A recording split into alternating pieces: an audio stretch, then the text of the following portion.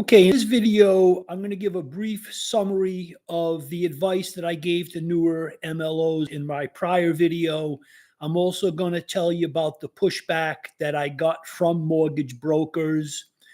Some of it I did feel was valid, and I will clarify uh, my advice now, incorporating what they told me. I'm also going to give you one way that somebody who's newer might not know the guidelines well enough and could send a deal into underwriting to die, a deal killer. And I'm also going to give you a thought about how you might be able to save a deal that most people can't get done, which is a deal savers.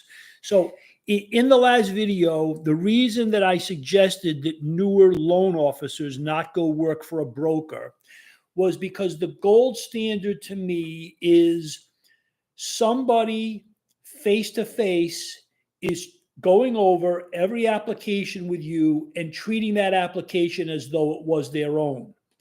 And where I felt the benefit was outside of the broker arena was some non-broker shops have an on-site underwriter. So if any issue comes up, that underwriter, who is the one who is going to eventually underwrite the loan and make the final decision, can give their word, and that was the best situation. Now, brokers pointed out to me correctly, not every other type of lender has an underwriter on site. They also pointed out now that there are some lenders that allow brokers access to their underwriters.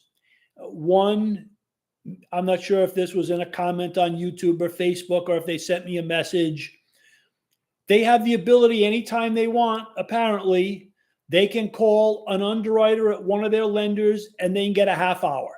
I have this loan. I want to review it with you. I didn't ask them if it had to be entered into the system so that they could see the whole thing. But they have the ability to go lender by lender, get a half hour with the underwriter. So that is totally fine to go work for a broker if they have that capability and if that underwriter that they're speaking to is the same one that's going to approve the loan. We don't want to have a situation where Mary said it's fine, but Sue doesn't like it, kind of thing. Now, where these brokers did not really listen that well to the prior video, there were two places in the video around the 7-minute 58-second mark and around the 9-minute and 35-second mark, where I said going to work for a broker is fine as long as they have someone that they trust, that if they run the scenario by, and if they get the okay, that it will go through, and that's usually the account executive.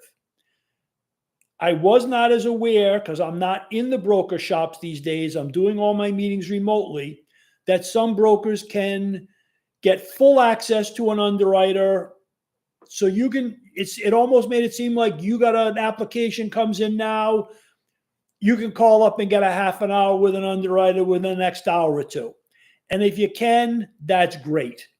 So the best scenario is in-house, somewhere in-house, no matter the type of lender, someone who will review every application with you, treat it as their own, and then can reach out for help that they can count on, whether that's to an account executive or an underwriter. One broker wrote to me that it's important or it's good enough if the loan officer can just ask questions. That is not sufficient. That came up a couple of times, both in direct communication, and I also saw someone posting online looking for a place to work for their first job. And they said they could work remotely. There's no training, but there's somebody they can call and ask for questions. And then they were going into the compensation they were getting, and they were wondering, is this compensation enough? Is this structure good for me? That is not good. Just the ability to have somebody you can ask a question to is simply not sufficient for a newer loan officer. And that will come into play in a minute when I talk to you about this deal killer. Again, my market, my primary focus is the new loan officer who has passed the test, who's getting ready to have their first job, to make sure that you end up at a place that's going to train you properly. Also, I am talking to the branch managers and ownership of shops, whether you're a broker or an IMB or a credit union or a depository.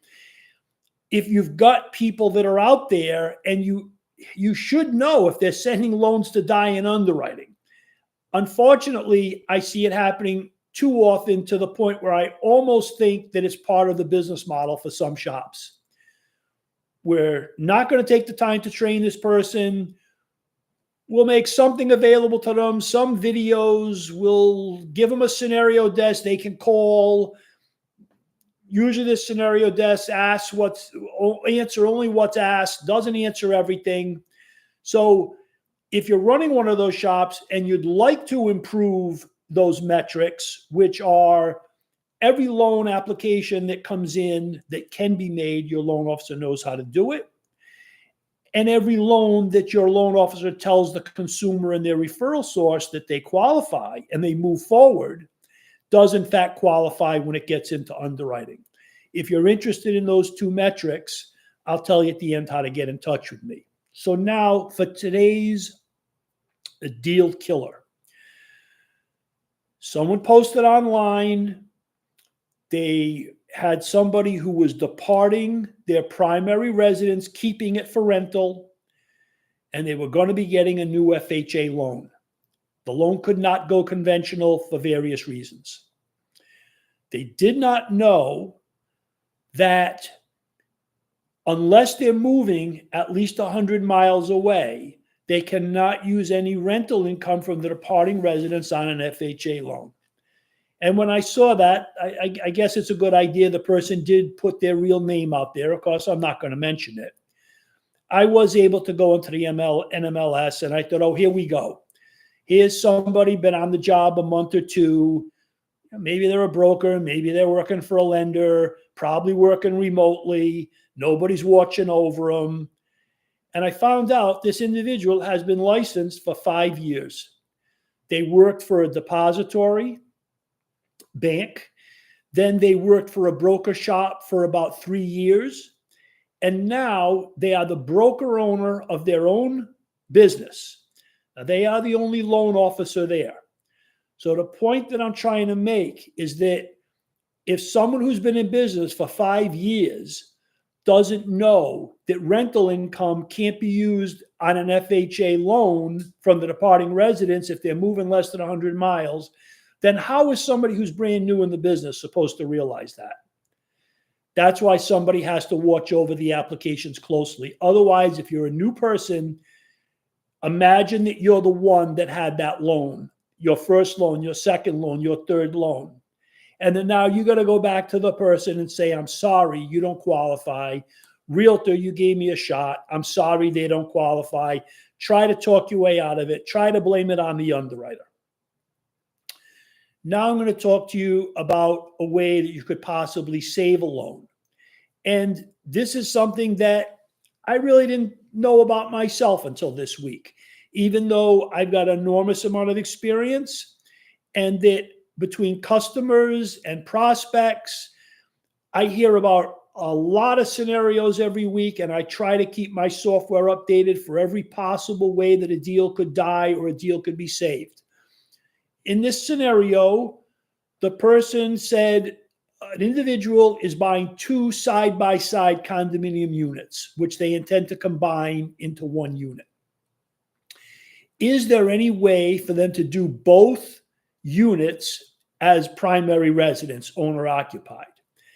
And there were about 10 answers from folks in the mortgage field of varying levels of experience that all said no.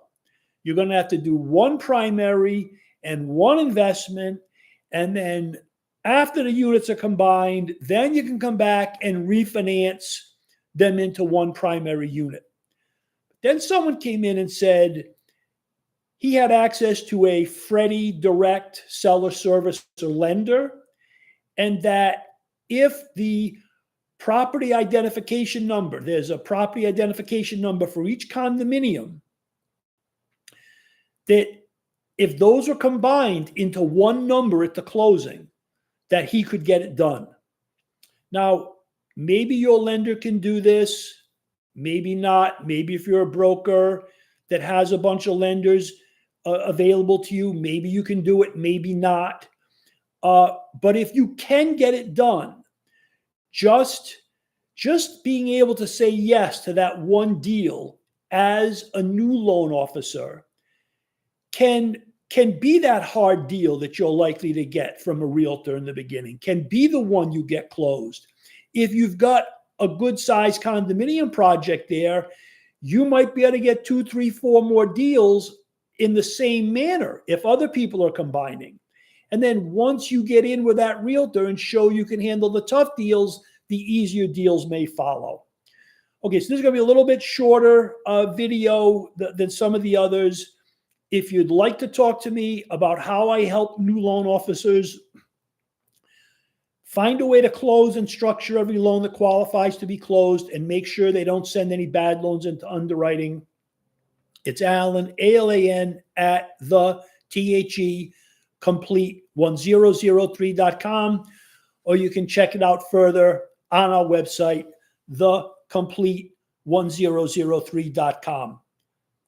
That's it for this week.